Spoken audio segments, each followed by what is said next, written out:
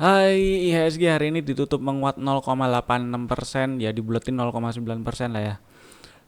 Ditutup di level 5159, hitungannya sih tes area resisten 5162, 5180-an. Dan masih di range sideways, mudah-mudahan range sideways 5058, 5187 mudah-mudahan cepet breakout lah ya. Dan kalau misalnya belum berhasil breakout selama di range sideways ini sih ya masih oke sih, tapi ya jangan terlalu lama juga. Kalau terlalu lama sih jadi nggak oke juga. Mudah-mudahan sih berhasil breakout naik ke atas 5200-an. Sekilas sih belum banyak yang bisa diceritain dari IHSG-nya. Sementara itu dulu sih, masih di range sideways, tes area resisten. Mudah-mudahan berhasil breakout. Terus sekarang kita lihat saham-saham hasil explore dari AFL. Seperti biasa saya sudah pilihin beberapa. Di sini ada 5 8. Ada 8 saham. Pertama, Bank Rakyat. Bank Rakyat tadi sempat naik ya. Kalau kita lihat fraktal ya, tutupan hari ini pas di fraktal 3380. Tutup sama seperti tutupan hari kemarin. Dan strateginya sebenarnya nggak berubah sih dari yang kemarin. Buy break 3400, cut lossnya di kalau ternyata turun ke bawah 3300, dan area resisten di sekitaran 3800-an. Tapi waspada dulu ya kalau ternyata naik lumayan kenceng. Di pertama di 3500, kedua di 3660-an, 3660, 3700. Mudah-mudahan lah. Yang jelas kalau berhasil breakout 3400 ini ada peluang kembali ke atas 3500-an, main-main ke atas 3500. Dan ini juga ada bekas area gap. Ini gap. Nah, terus juga area-area ini kebetulan sih ya area support kemudian di breakdown ya 3500-an lah. Mudah-mudahan berhasil breakout 3400 dan bertahan di atas 3500. Terus next masih di sektor perbankan, temennya lah Bank Mandiri. Kurang satu ini saya tulis ya. Ya ini kurang satu. BBCA. Nah ya. Jadi ada 3 bank. Nah, Bank Mandiri hari ini candlenya sedikit. Bank Mandiri hari ini sedikit menguat 0,4%, ditutup sedikit di atas penutupan kemarin ya. Tutupan pas di 6000 hari ini. Nggak jelek. Terus candlenya juga inside bar pattern, bagus sih, makin bagus kalau besok berhasil breakout 6025. Jadi strateginya itu buy break 6025, cut lossnya kalau ternyata turun lagi ke bawah 5900. Dan area resistennya di sekitaran 6200, 6300-an. Bagus sih. Akumnya juga masih cenderung naik. Mudah-mudahan besok berhasil breakout. Bank Rakyat, Bank Mandiri bisa langsung dibikin auto ordernya juga. Terus BCA sekarang. Bank BCA ini kalau kita lihat, nah ini fraktal di 29500. Kalau berhasil breakout fraktal, ada peluang tes area 30.500-an lagi. Lumayan lah itu kalau misalnya ke situ.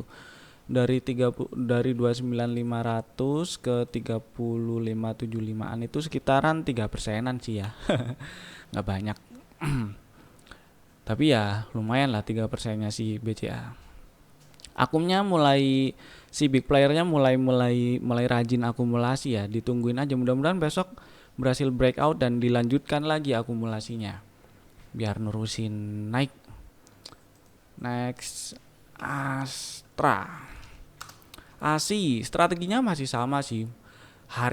Kemarin dan hari ini masih belum berhasil breakout 5500, jadi strateginya masih sama. Buy if break 5500, akumnya ini nanjak ya. Ini sideways, akumnya nanjak. Bagus. Jadi kalau misalnya berhasil breakout 5500, itu ada peluang meneruskan penguatan ke area 6000-an. Cut lossnya kalau ternyata setelah breakout 5500 turun ke bawah 5275. lumayan lah, ini dari 5.500 ke 6.000 itu ada space sekitar 9%. Lumayan lah ya. Astra yang sudah punya barang besok juga boleh nambah sih, boleh boleh averaging up kalau berhasil breakout 5.500. Boleh pasang auto order juga untuk Astranya buat besok. Kita lihat si P1. P1 hari ini sempat tes fraktal 424. Tapi sayang sekali belum berhasil breakout. Sepertinya kalau besok berhasil breakout 424 bagus. Dan ada peluang meneruskan penguatan. Akumnya juga masih cenderung nanjak ya, masih cenderung naik, big playernya masih rajin akumulasi. Hanya saja saya itu khawatir sama ini loh. Area 428, 436 man ini, 434 lah ya. Ya, 428, 434 ini saya khawatir masih direspon jadi resisten karena 1, 2 kali. Nah, ini mau yang ketiga kali. Mudah-mudahan sih berhasil breakout ya. Yang sudah punya barang ya ini di hold dulu. Kalau misalnya besok breakout 424 terus mau beli, nggak apa-apa sih, nggak dilarang juga. Ini akumnya bagus juga. Geser ke time frame hourly buat atur strateginya. Jadi cut lossnya di ini aja. Ini ada inside bar pattern 418, 424. Jadi besok bisa buy break 424, cut lossnya di bawah 418 aja. Jadi kalau misalnya buat yang punya barang besok mau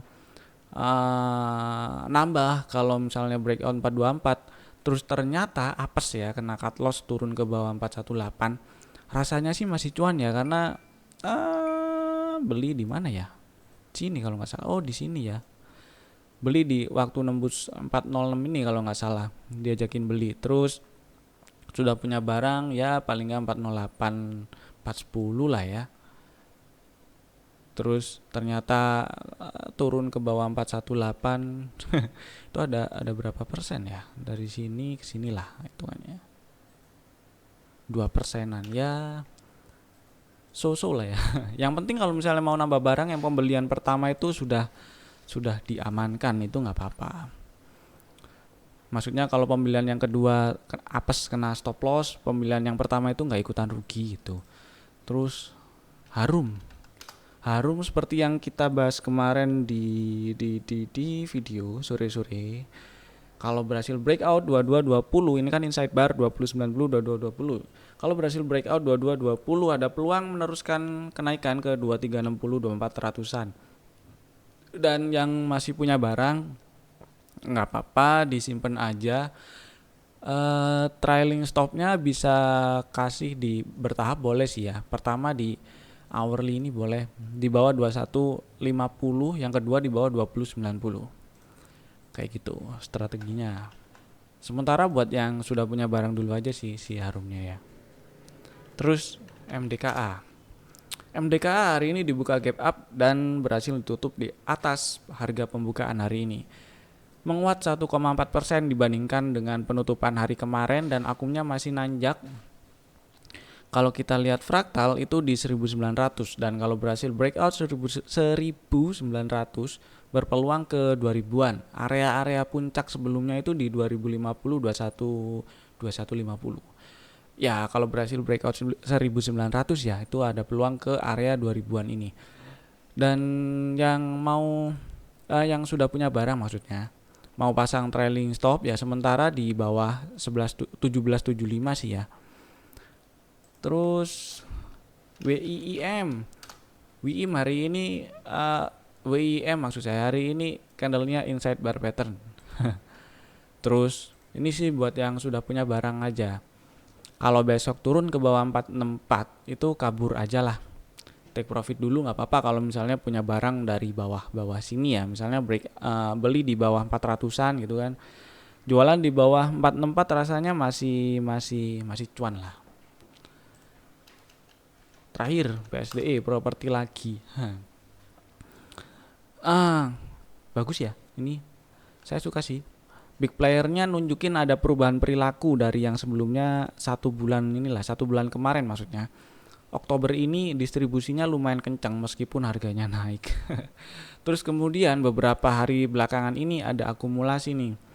paling enggak kalau sekilas kita lihat akun lainnya ini dari yang sebelumnya cenderung bearish, beberapa hari belakangan ini sampai sekarang jadi flat. Jadi ya berarti dari yang sebelumnya distribusinya cukup signifikan, minimal dari beberapa hari kemarin sampai sekarang itu distribusinya udah udah nggak udah reda lah ya. Bukan nggak semasif yang sebelumnya, tapi cenderung reda sih ya. Dan bisa dipakai strategi trading juga, karena ini beberapa hari ini juga sideways di range 870 910, dan kalau berhasil breakout 910 itu ada peluang meneruskan penguatan ya, mungkin ke area 1000-an dulu sih. Mungkin ke area 1000-an dulu, dan dari 910 ke 1000 itu ada ruang sekitar 9%-an, lumayan lah. Oke, itu 8 saham pilihan hasil explore dari AFL, dan tadi juga sudah kita bahas sekilas tentang market hari ini yang IHSG-nya juga masih sideways. Itu dulu dari saya, sampai jumpa di video-video kami berikutnya. Stay safe dan bye-bye.